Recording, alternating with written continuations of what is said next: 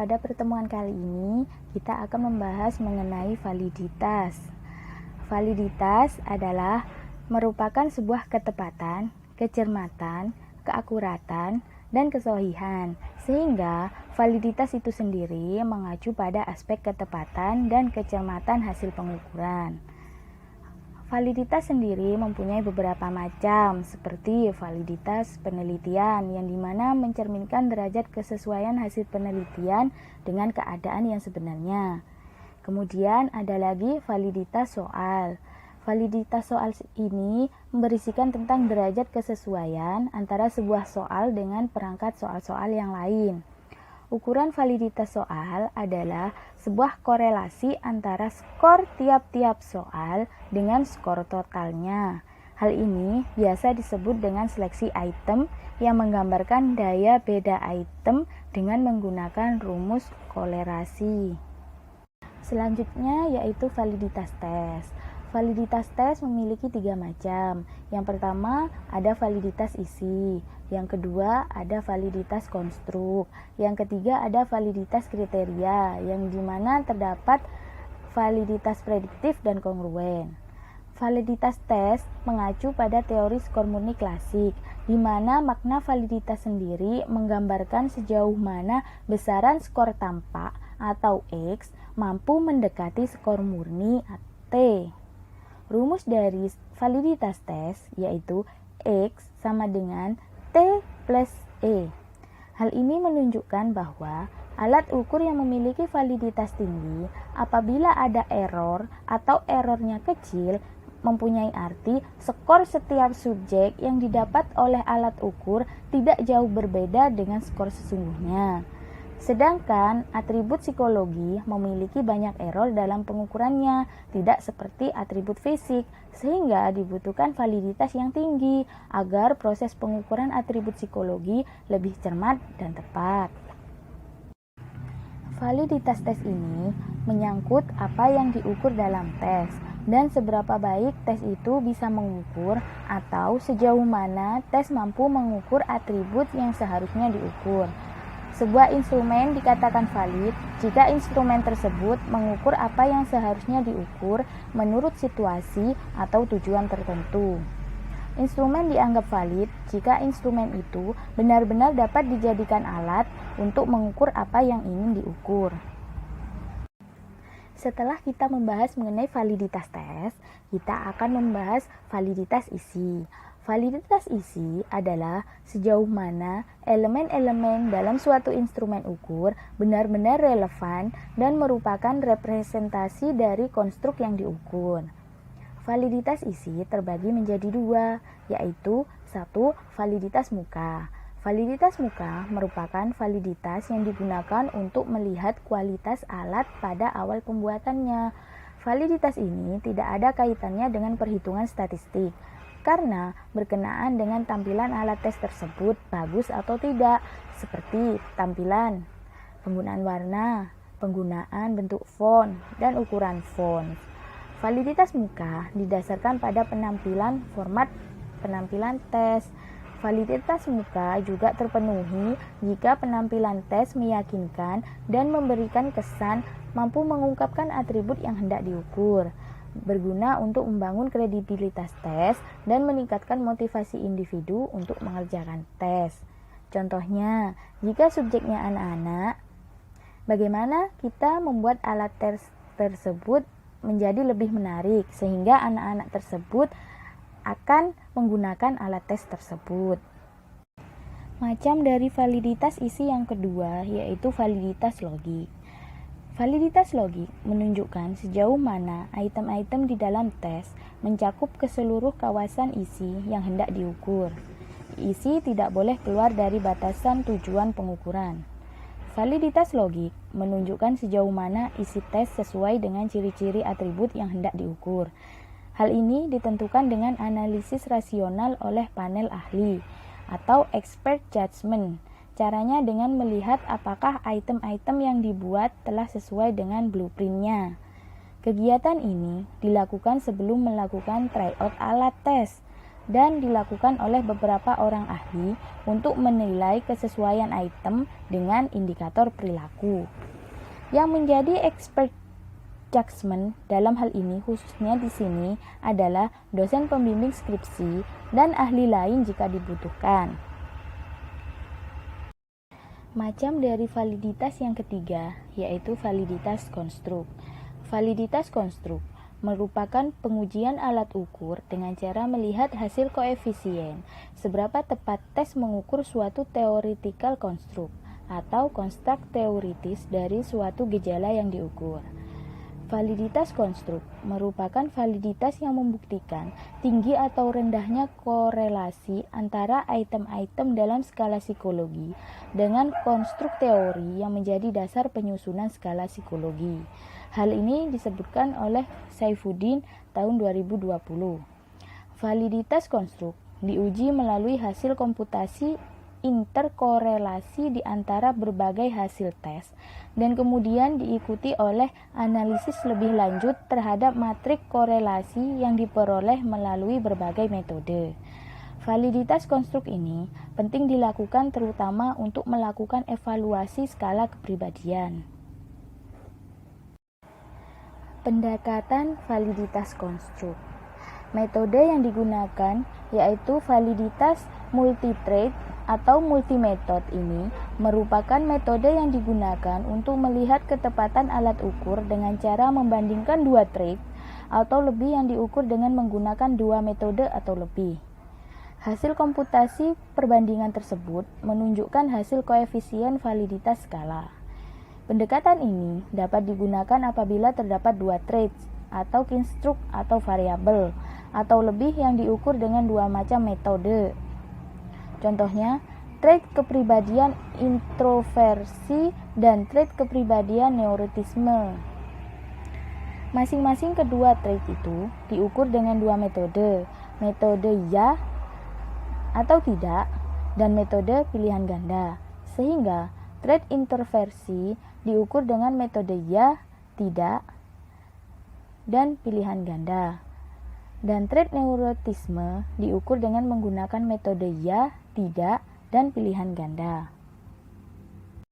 Pendekatan yang kedua, yaitu validitas faktorial, adalah salah satu jenis validitas yang didapatkan melalui analisis faktor. Analisis faktor merupakan kumpulan prosedur matematik yang kompleks guna menganalisis saling hubungan di antara variabel-variabel dan menjelaskan saling hubungan tersebut dalam bentuk kelompok variabel yang terbatas yang disebut faktor. Hal ini dikemukakan oleh Azwar 2013. Dasar pemikirannya, koefisien korelasi yang tinggi di antara distribusi skor dua skala menunjukkan bahwa kedua skala tersebut mengukur satu faktor yang sama. Dalam prosedur analisis faktor, suatu skala yang skornya dipengaruhi oleh faktor-faktor tertentu disebut sebagai skala yang memiliki muatan faktor atau faktor loading yang tinggi. Muatan faktor merupakan indeks yang arti dan besarnya mirip dengan koefisien korelasi.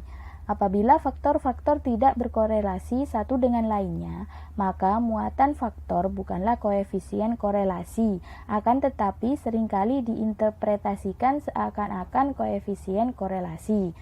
Terdapat dua metode di dalam analisis faktor. Yang pertama, metode explanatory factor analysis atau EFA. Yang kedua yaitu metode confirmatory factor analysis atau CFA. Kemudian kita akan membahas mengenai metode explanatory factor analysis. Metode ini dilakukan apabila peneliti belum mengetahui susunan faktor yang membentuk skala psikologi. Tujuan metode EFA adalah untuk mengetahui faktor-faktor yang menyusun suatu skala psikologi. Metode EFA ini dapat dianalisis dengan menggunakan software seperti SPSS, JASP, AMOS, dan lainnya. Metode yang kedua yaitu metode confirmatory factor analysis atau CFA. Metode confirmatory factor analysis adalah Metode validasi skala psikologi yang mengkonfirmasi hasil analisis faktor yang membentuk suatu skala psikologi. Tujuan dari CFA adalah mengkonfirmasi apakah item-item yang disusun berdasarkan aspek-aspek suatu skala psikologi merupakan bagian dari aspek-aspek yang dimaksud ataukah bukan. Hal ini berguna untuk mengetahui secara empirik apakah item-item yang membentuk sebuah skala psikologi benar-benar menggambarkan aspek-aspek yang merupakan bagian dari skala psikologi. Oleh sebab itu, CFA biasa digunakan untuk memeriksa validitas faktorial pada skala psikologi. Setelah kita membahas mengenai validitas konstruk, di sini kita akan membahas mengenai validitas kriteria. Validitas kriteria merupakan bagian dari validitas empirik. Hal ini dikarenakan membutuhkan perhitungan statistika dari uji coba skala, sehingga menghasilkan koefisien validitas kriteria. Validitas kriteria adalah jenis validitas yang dihasilkan dengan cara membandingkan skala psikologi dengan kriteria. Kriteria tersebut harus relevan dan reliable dengan atribut psikologi yang hendak diukur. Relevan di sini berarti angka kriteria merupakan indikasi dari konsep mengenai atribut yang sama dengan yang diukur oleh skala. Reliable yaitu pengukuran kriteria memiliki kecermatan dan konsistensi yang tinggi. Jenis validitas kriteria yaitu validitas prediktif. Validitas prediktif adalah jenis validitas yang berkaitan dengan seberapa besar suatu alat ukur atau skala psikologi memiliki fungsi memprediksi perilaku individu di masa mendatang. Tujuan validitas prediktif ini adalah untuk menghitung akurasi skala psikologi yang digunakan untuk memprediksi performansi di masa yang akan datang, sehingga dalam perhitungannya membutuhkan tenggang waktu antara pemberian skala psikologi awal dengan munculnya performansi yang diharapkan. Validitas prediktif dapat dilihat dari hasil korelasi antara skor skala psikologi dengan performansi yang akan diukur. Maka, semakin tinggi koefisien korelasi mendekati angka 1 antara skor skala dengan skor performansi, maka semakin tinggi pula validitas prediktif yang didapatkan. Artinya, skala psikologi tersebut dapat digunakan secara akurat untuk memprediksi performance yang diharapkan. Cara perhitungan validitas prediktif dapat dilakukan secara manual atau menggunakan SPSS. Setelah membahas validitas kriteria, di sini kita akan membahas mengenai validitas kongruen. Validitas kongruen pada dasarnya sama dengan validitas prediktif. Namun, pada validitas kongruen yang menjadi kriteria adalah alat tes psikologi atau skala yang sudah valid dan reliable. Sehingga, untuk memperoleh validitas kongruen tidak perlu menunggu waktu yang lama sebagaimana validitas prediktif. Namun, dapat dilakukan setelah pemberian skala psikologi yang baru disusun. Karena pemberian skala baru atau prediktor dan skala yang sudah reliable atau kriteria dapat dilakukan dalam satu waktu. Syarat skala psikologi yang dapat dijadikan kriteria adalah reliable serta mengukur atribut yang sama dengan skala baru atau prediktornya. Contohnya, untuk menguji skala ketahanan kerja prediktor, maka kriteria dapat menggunakan tes Pauli. Untuk menguji tes intelijensi yang baru disusun prediktor, dapat menggunakan tes intelijensi seperti WISC, Binet sebagai kriteria. Reliabilitas.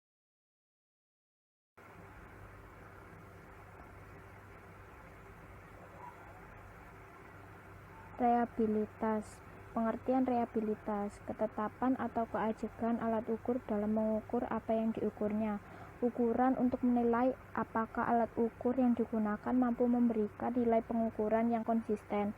Alat ukur yang tidak konsisten akan menghasilkan data yang meragukan. Ide pokok, sejauh mana hasil suatu pengukuran dapat dipercaya. Artinya, Kapanpun alat ukur tersebut digunakan akan memberikan hasil ukur yang sama. Contoh alat ukur IQ WPPSI dikenal pada subjek A. Hari ini IQ sama dengan 110 dan dikenakan lagi pada 6 bulan kemudian, hasilnya sama 114. Jika ada perbedaan skor maka selisihnya sedikit. Ukuran reliabilitas. Ukuran koefisien reliabilitas bergerak antara 0 sampai 1. Semakin mendekati angka 0, maka semakin tidak reliabel. Semakin mendekati angka 1, maka semakin reliabel. Skor koefisien di bawah 0,6 sebaiknya tidak digunakan karena menunjukkan kurangnya konsistensi alat ukur tersebut. Maka, sebaiknya koefisien reliabilitas sebaiknya 0,7 sampai dengan 0,9. Namun tidak ada koefisien reliabilitas bernilai 1. Macam-macam estimasi reliabilitas. Yang pertama ada reliabilitas tes retest atau tes ulang. Yang kedua ada reliabilitas paralel atau tes sejajar. Yang ketiga reliabilitas konsistensi internal.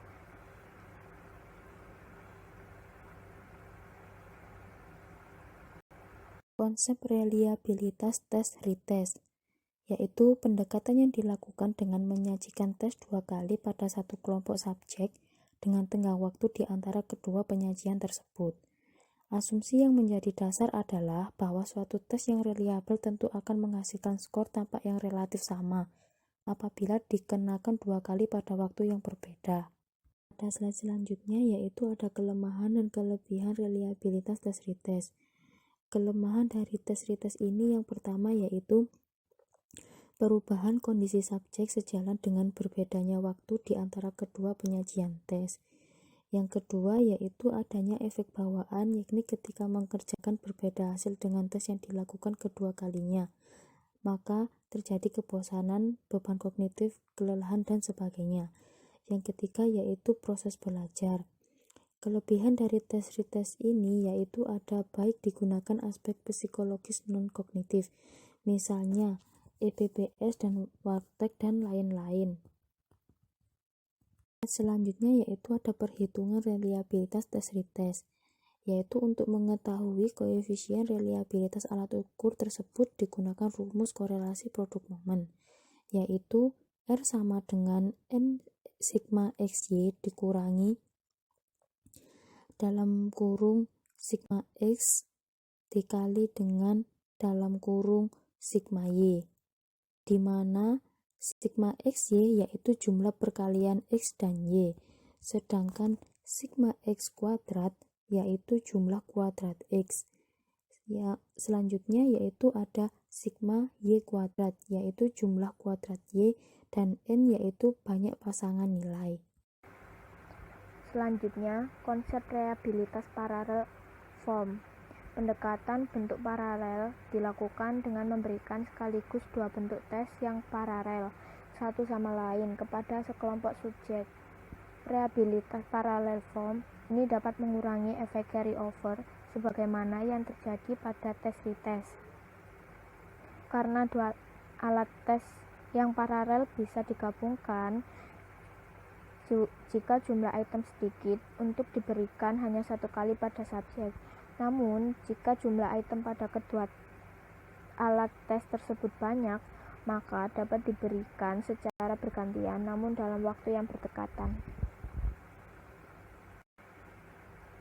Alat tes paralel.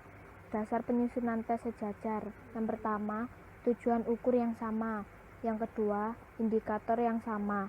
Yang ketiga, taraf kesukaran sama. Dan korelasi antara hasil pengukuran form A dengan hasil pengukuran form B. Kelemahan dan kelebihan reliabilitas paralel form. Kelebihan. Yang pertama, tidak terkesannya beban berat mengerjakan 2 tes bagi subjek, dan bila urutan nomor item gabungan diletakkan sedemikian rupa akan dapat mengurangi efek carryover dari satu bentuk ke bentuk tes yang lain.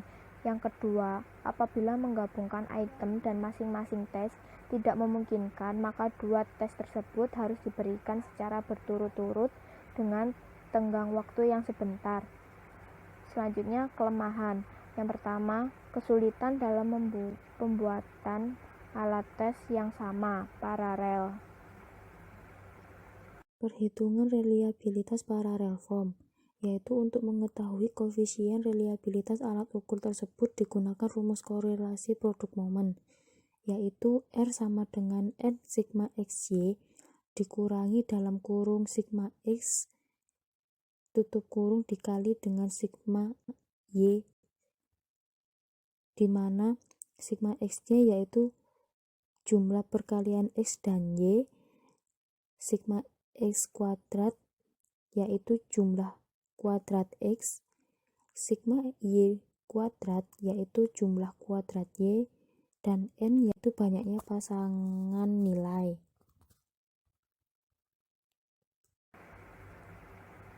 Konsep reliabilitas konsistensi internal.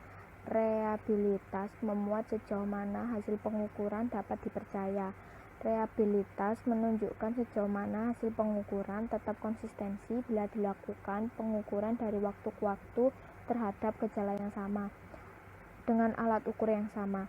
Sebagaimana pada materi sebelumnya, untuk melihat konsistensi sebuah alat ukur, maka digunakanlah dua kali pengukuran baik dengan alat ukur tes sama, tes retest, maupun alat tes berbeda, parallel form.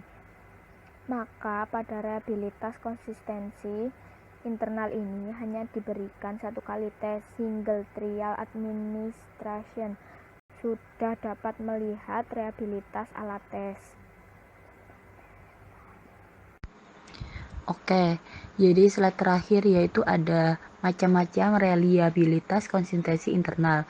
Jadi macam-macam reliabilitas konsistensi internal ini dibagi menjadi tiga. Yang pertama pembelahan dua bagian, yaitu yang terdiri dari Sperman Brown, yang kedua Flanagan, yang ketiga Rulon, yang keempat Goodman, yang kelima Feld. Nah, yang bagian pembelahan tiga bagian yaitu terdiri dari Christoph. Dan yang terakhir pembelahan multibagian yaitu yang terdiri dari Cronbach Alpha, yang kedua Houghton Class, yang ketiga Horst, yang keempat Goodman. Baik, sekian dan terima kasih atas perhatiannya. Kami dari kelompok